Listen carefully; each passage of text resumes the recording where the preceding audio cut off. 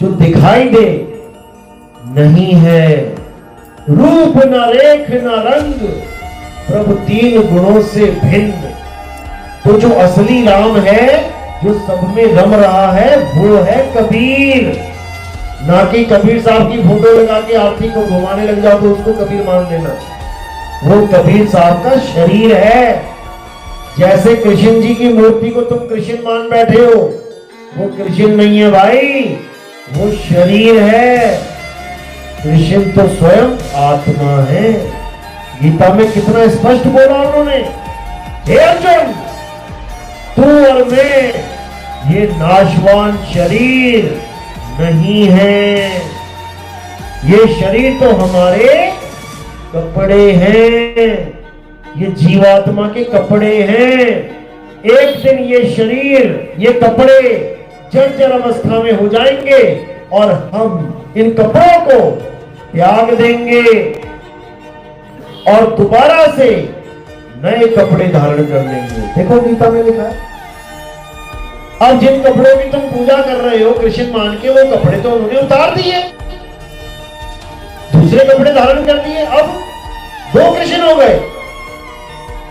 एक वो जिसके पैर में तीर लग गया था, पैर में तीर लगा ना, शरीर खत्म।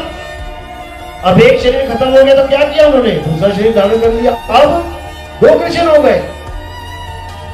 पहला अवतार धारण किया मछली का, तो विष्णु जी मछली हो गए। दूसरा धारण किया कछुए का, तो वो कछुआ हो गए। तीसरा धारण किया जंगली सुअर का, तो वो जंगली सुअर हो गए।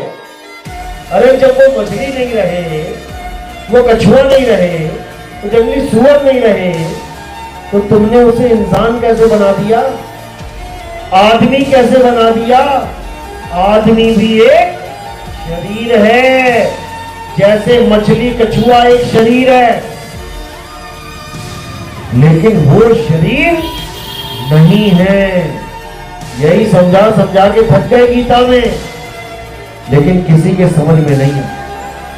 सबने गीता पढ़ी, बड़े बड़े ज्ञानियों ने गीता पढ़ी, और उसके बाद शरीर को ही माथा टेक दिया, पत्थर को माथा टेक दिया। गीता में आत्मा की बड़ी बड़ी बातें सुनी। नैनम छिन्नन्ति शस्त्राणि नैनम दहति पावका, कि आत्मा को कोई काट नहीं सकता, जला नहीं सकता, सुना नहीं सकता। इतना ज्ञान सुनने के बाद भी, समझने के बाद भी पूजा किसकी चलती, फिर शरीर की पूजा करती। जिसको शस्त्र काट भी सकता है, अपनी जला भी सकती है, पानी भिगो भी सकता है। यानी ज्ञान अज्ञान में बदलता है।